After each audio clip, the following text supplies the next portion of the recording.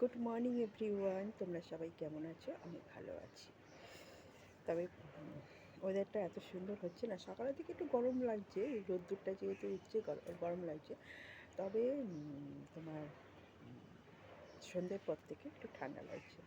আর আমি শুধু একটাই কথা বলছি, উফ, আরও এরপরে যত মাস এগোবে খুব গরম পড়বে, তখন যদি এরকম ওয়েদারটা থাকতো থাকে তাহলে ভালো হয়। মানে আমি গরমটাকে ভীষণ মানে ভয় পাচ্ছি, কেন বলতে, যেহেতু আমরা তো বসে টসে থাকি না, আমরা কাজের মানুষ, কাজ করব। আর এই গরমের মধ্যে হ্যাসপ্যাস করতে একটু ভালো লাগে না। তা শীতকালটা তাও কী বলতো, গায়ে একটা কিছু চাপালাম, এই যে ঘামটা হয় না, ওইটা বিরক্তি লাগে, জানো তো। অনেকে আবার না দেখেছি ঘামে না, মানে তারা বলে যে হ্যাঁ আমাদের গরম লাগছে, কিন্তু তাদেরকে কোনো সেরকম ঘাম হতে দেখি না।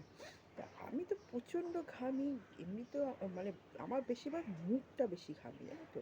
এত দরদর করে ঘামে, মানে শরীর অনুযায়ী আমার মুখটা বেশি ঘামে।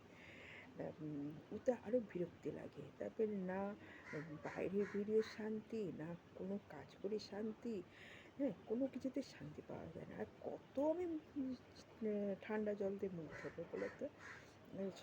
ভালো লাগে ঠান্ডা জল দিয়ে বারবার মুখ ধুতে, বিরক্তও লাগে, মানে এত অসহ্য লাগে। তারপরে রান্না করার সময় তো আর দেখতে হবে না, যারা আমরা রান্না করি গরমের মধ্যে, আমরা তো ভালোই টেরটা পাই। আর আমি না আরেকটা কথা আমি চিন্তা করি, যে রেস্টুরেন্টে, তারপরে বলো ফাস্ট ফুড দোকানগুলোতে, ওরা কতক্ষণ ঘন্টার পর ঘন্টা সেই ওভেনের সামনে দাঁড়িয়ে ওরা কাজ করছে। হ্যাঁ, সত্যি কি আশ্চর্য লাগে না, মানুষ দুটো পয়সার জন্য কত কষ্ট করে।